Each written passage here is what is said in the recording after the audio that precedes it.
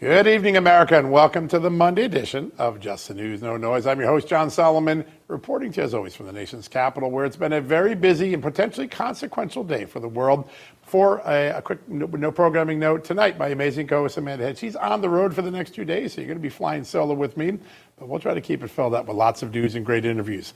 As I said, it was a very busy day at the White House today, with as many as 9 European leaders attending a meeting with President Trump and Ukrainian President Zelensky over the war between Russia and Ukraine in the wake of President Trump's meeting with Vladimir Putin last Friday. Now, if you were watching the media over the weekend, if you were watching CNN or some of the traditional media, you would have sworn that President Putin's meeting with President Trump was a major loss for the United States, but quite the contrary when you started to hear from European leaders today. In fact, most of them said that Donald Trump had made a major breakthrough in the 3-year effort to end the Russia-Ukraine war. What was that breakthrough? Vladimir Putin agreed to a security commitment, meaning that if there is a peace deal, the United States and its Western allies, not NATO, but the United States and its Western allies could potentially create a security commitment to Ukraine, and Russia would have to honor it or face the consequences of going up against all those allies. The NATO Secretary General, Mark Rutte, mentioned that today. I want you to listen to this and compare it to some of the stuff you might have heard on the news over the weekend. And take a listen to Secretary General Rutte right here. Let's make the best out of today and make sure that from today onwards, we get this thing to an end as soon as possible. I really want to thank you for your leadership, what you are doing for Volodymyr, but of course also all the European colleagues. It is really crucial. And the fact that you have said, I'm willing to participate in the security guarantees is a big step. It's really a breakthrough, and it makes all the difference. So also thank you for that. Really a breakthrough. Now, that's not what you heard over the weekend, but it was a breakthrough, what happened in Alaska last week. Now, the president is still meeting at this hour with those European leaders, and at some point, we will turn to live coverage. If the president comes out or the European leaders come out, we will go live there anytime this hour and keep you up to date on that. Meanwhile, a lot of other big news happening on the forefront today. Let me give you one that just happened a few minutes ago. It confirms our reporting from last year. You can remember those whistleblowers we brought in from the Health and Human Services Department that said tens of thousands of unaccompanied minor children who crossed the border without their parents, well, they weren't properly monitored by the government. Just a little while ago, Senate Judiciary Committee Chairman Chuck Grassley confirming that 79,000 of those children weren't properly being monitored. They didn't do follow-up home visits or other things that are normally required by the law. But here's the most shocking statistic that Senator Grassley put out. 11,000 of those unaccompanied minor children did not have their sponsor, the person they were being placed with by the government, vetted. They didn't get a criminal background check. They didn't get any background check. Now, that just seems like downright negligence. Senator Grassley saying it was a travesty what he had uncovered. These statistics confirm what our whistleblowers and Congressman Glenn Grothman came on this show to talk about a year ago. And then finally, one last point. Last week, we told you that the FBI had not 1, not 2, but 3 criminal investigations of the Clinton Foundation, but they were all ordered shut down by the Obama Justice Department. Remember the famous quote from Sally Yates, the Deputy Attorney General for Barack Obama, shut it down. Well, today we learned that there was another criminal investigation of the Clinton Foundation, not at the FBI, but at the Internal Revenue Service, the IRS. That too, well, it got shut down, ironically, in President Trump's first administration. We learned that from a lawsuit that's making its way, a whistleblower lawsuit making its way through the U.S. tax court system. Now, we're going to have more documents on this coming up in the next couple of days, so keep an eye on justthenews.com. The protection racket around the Clintons, Hunter Biden, all the others in the Democratic Party at the same time they were smearing President Trump with investigations and false Russia collusion allegations, becoming more and more clear just how much a dual system of justice we have. These documents are up on Just the News right now. We'll have new ones coming out in the next 48 hours. All right, we're going to kick off today's show with a fantastic guest. She is a fountain of common sense in a city of Washington that often is clouded by anything but common sense. She represents the great state of New York. She's our good friend, Congresswoman Claudia Tenney. Congresswoman, good to have you back on the show. Always great to be on. You do such good work. I don't know where you get all this information, but you're always like the first, which is the big thing in journalism, especially today. So wonderful job. Thank you. Thank you. That means a lot coming from you. I appreciate that. All right. I swore when I was watching the TV over the weekend and CNN was on, I'm like, oh my God, President Trump must have failed. I knew it wasn't true, but you start thinking that way and you listen to it. And then you hear these European leaders come here today and they're all excited by what President Trump did. How big a day is today? How consequential could it be for the continent of Europe and for the world? Well, let me tell you, every single day in the Trump administration is a big day. Trump meeting with Putin in Alaska was a big day. Trump's power move, where the B-2 group flew over right as Trump and Putin were shaking hands and moving off. I mean, that was one of the most epic power moves I've ever seen. A show of strength, and that's exactly what we need. Every single day, President Trump is showing strength. He's showing leadership. And the European leaders that are really wanting to see this are getting in. You talked about Mark Rutte. He is really quite an exceptional leader. He really gets a kick out of Trump, but he also appreciates and respects him. And I think you see the leaders finally coming together because Trump said repeatedly, the first step with Putin is to meet face to face with him, something Biden could never do, could never present himself in the way that President Trump has, and he does that gloriously.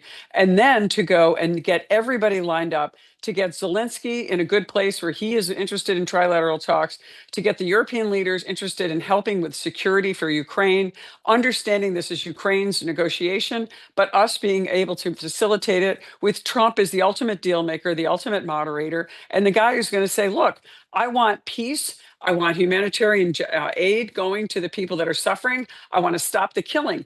And Trump, he's not naive. He knows that Vladimir Putin is a former KGB agent, an FSB officer. He knows that he is a killer. He ruthlessly went into Ukraine. They've killed all kinds of innocent Ukrainians. They're going into a sovereign country to take land back. But Trump knows he's got to get them to the table. And he knows that Putin doesn't live up to his values. He doesn't live up to deals. But he's got to have everybody there to put the pressure on Putin. And a lot of it comes from simple things like economic policy that Trump has put in place. The energy policy is put in place. He's gotten Putin in a place where he's somewhat isolated economically and militarily, that he has to come to the table. And getting the rest of the European leadership and world leaders there to all agree is really an incredible event. It's really, I think, very groundbreaking and also very historic. I mean, when have we seen this before? This is incredible. This is an amazing work, an amazing thing happening by our president. I'm just in awe of the whole thing. I think it's amazing. And the media's eating a little crow today after all their fear mongering and naysaying. Yeah, I think they were serving up some mustard for that crow today at the White House. You could really see it because when the Europeans came out, they could not have been more praiseworthy of President Trump. I mean, people who don't see eye to eye on a lot of things, like Macron in France or Starmer in Great Britain, but they were all praiseworthy. And the British Prime Minister said something pretty interesting, which is he thinks what we'll end up with here is not NATO being able to protect Ukraine, because it's clear Putin says that's a line he can't accept, but some form of a Western coalition. He called it an Article 5-like coalition that would create a security guarantee. That is a big step forward. I think that's what Mark Rutte was mentioning as the big deal. But talk about that, how that might be viewed in Congress, that to get this war over, to get the killing over, that we could put some muscle behind future Ukraine security.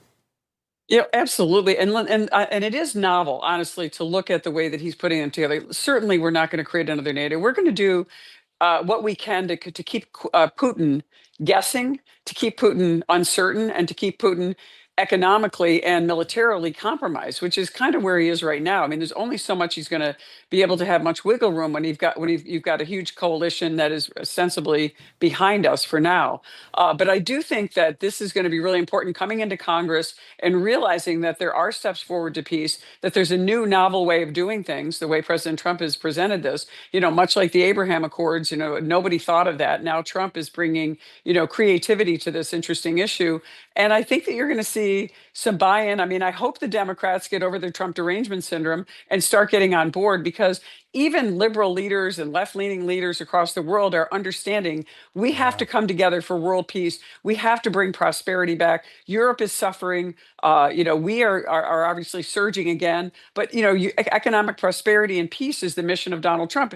I mean, it's the reason that I keep nominating him for a Nobel Peace Prize. By the way, legitimately, I actually go to the Nobel site when the nominations are open and make that nomination. And President Trump is always saying, thank you so much for being there. And I wish more people would do it. When they open in October, everyone should get on board because it's historic what the president is doing every single day.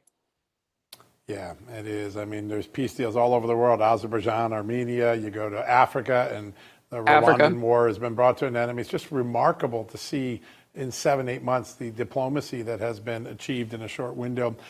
There's another benefit to this that I don't think a lot of Americans think about because we're busy and we're keeping out there. But during the Biden years, because of the way President Biden failed to keep in contact with the Russians, he pushed Vladimir Putin closer to China, which is an alliance that is not in the American interest. It is something that for most of the last 50 years we've been able to keep apart. But if Donald Trump pulls this off, Russia becomes more dependent on the United States and it moves away from China and that unholy alliance breaks up. How important is that? And is that part of the chess game here? Yeah, well, absolutely. It's part of the economic chess game. It's what President Trump is trying to isolate China with the tariffs. He's trying to bring supply chains back. We're trying to get a Micron plant for high quality chips built up in upstate New York. They're doing them in Boise, Idaho first, and they're going to be doing them in upstate New York. But we need our supply chains here. We need to have we learned this during COVID. We learned how vulnerable we were. And President Trump is stepping up. He's saying, look, we got to stand up to China. We've got to make sure that we can't have this unholy alliance. It's Russia, it's China buying Iranian oil that because of the sanctions lifted by Biden, being able to put out proxies to kill people in the Middle East and in Israel, and ultimately coming for the United States. Trump taking dominant alpha-like steps, important steps, measured steps to make sure that we isolate our enemies and keep them from forming these alliances that they were able to form under a weak and feckless Biden. And it's all about, look, it's economic strength. It's even as important as our military strength, rebuilding our military, getting future technology, AI, chips, all those things that we've allowed to just not be part of the United States economy are coming here. And that's what it's all building blocks to make sure that we are the superpower. We are the dominant, benevolent leader of the world, which we've been. But we were slipping away, honestly, under President Biden in a way that was really dangerous. And I think Trump is doing a lot to bring that back. And more people are getting on board with it. You can tell by the reaction of some of the far left Democrats and the Marxists that are out there that are really trying to undermine the president. But, he really has a clear vision of where he wants to be. And every single day he's on the march. I mean, it's incredible. I don't think he sleeps, honestly. I don't think he is either. I think that's really true. He's just going 24/7. I was in Blue, Colorado this weekend for a speech, and even in Blue, Colorado, people were saying things like, you know what, I got to admit, it feels common sense for the first time in America in a long time. I was really struck by that. You're out right now among your constituents. What are you telling them is on board for the fall? When Congress gets back, what are some of the things that Congress can do to keep the Trump agenda marching forward? Right. Well, I'm going through my district. One of the things we're doing is dispelling the Democrats' lies about the one big beautiful bill, making sure people know the truth about it. And that's important. And then we're going to look at step 2 of reconciliation to kind of finish some of the things that we didn't get done in the one big beautiful bill. Although we got a lot in that. That bill is incredible. The more you look at it, the more you realize we got so much done. We got key elements of the farm bill, which we hadn't been able to get done. That's going to be mostly done. The rest of the farm bill will get done by the end of the year. Important in my district, I have the 5th largest dairy district in the entire nation and one of the largest agricultural districts in the Northeast, the largest actually. So a lot of new things coming on just enhancing, making more things permanent, getting the growth economy that we need, getting away from some of the things that the Democrats have done with overregulation, continuing to fight back on rescissions, overspending, streamlining, working with, unleashing American energy and making all those things happen, through our energy secretary, through all the important reforms, historic reforms coming from EPA under the great leadership of Lee Zeldin, my colleague from New York. Amazing work. What Lee Zeldin has done is absolutely groundbreaking. That is all going to unleash American energy, which does what? It makes us more powerful and have more leverage against Putin and against China and others and make them more dependent on us. And then we can make sure that we have peace around the world, because that is really what it's all going to be about. Cutting more. We have a lot of work to do still. We have an oversized, overbloated bureaucratic state, but it's happening, and it's amazing what's going to be happening. And I think the president is doing it in a thoughtful way. We can't do it overnight. You got to phase this in. We want to make sure that we don't hurt the businesses that we have, many legacy businesses and legacy companies that are doing great work. Keep them going and just get everybody moving in a leaner direction and a growth position. And it's really kind of incredible what I'm looking. I haven't seen all the notes on everything that's going on. I've been in my district so much, but there's a lot happening especially with the reconciliation package too, getting messages every day from our great speaker, Mike Johnson, about what we want Yeah. in it, where we're going to go, Ways and Means under Jason Smith. We're looking at our stuff. Appropriations is talking about where we're going to do some trimming and cutting. I mean, there's just so much happening. And by the way, it's hard to keep up with the president. So, he's got a lot of demands and he's been working with us. He's tremendous to work with, by the way. He's got a clear vision. And it's when you have a leader with a clear vision and, not only having a goal, but a plan, it gets you there. And the Democrats often It have sure goals with does. no plans. And their goals, by the way, aren't very good usually. So this is Yeah. where we are. Real quickly, we only got about 30 seconds left. Will Congress Okay. try to give the president more authority to go beyond 30 days and take care of the safety crisis in the nation's capital? I think so. I think this is really important what the president's doing. Obviously, this is our founders intended the president and our federal government to have control over DC. I mean, this isn't something, people are out there, oh, we're going to do it in every city. Well, look at, first of all, let me tell you something. I come from New York. Kathy Hochul brought the National Guard in, untrained, That's right. great people, untrained into our prison system to solve that problem. We want to make sure that we are continuing to support security. And I'll tell you, I've heard from everyone in DC. Some of my staff are up in the district today. Boy, do they feel good Yep. about what's happening in DC right now. They feel safer. They're having arrests every day of people that are dangerous. They're having curfews for a lot of the teenagers who are causing a lot of the crime. It is unacceptable. The 45, 46 teenagers have been killed this year in the District of Columbia. That's just unbelievable. Insane. Trump is trying to solve that problem as well, and I think he's on the right path. I heard from a lot of Democrats. They'll probably never say it on air, but they admit it feels different, it feels safer, and it's much overdue. Congresswoman, great to have you on the show today. Thanks for joining us. Great, Yeah, thanks. Always conversation, great to be as on. always. Yeah, same. We always enjoy you. All right, folks, we're going to take a quick commercial break. When we come back, President Trump did meet with Ukrainian President Zelensky and the other European leaders today. We're going to talk about the path to peace, and what that might look like right after these messages.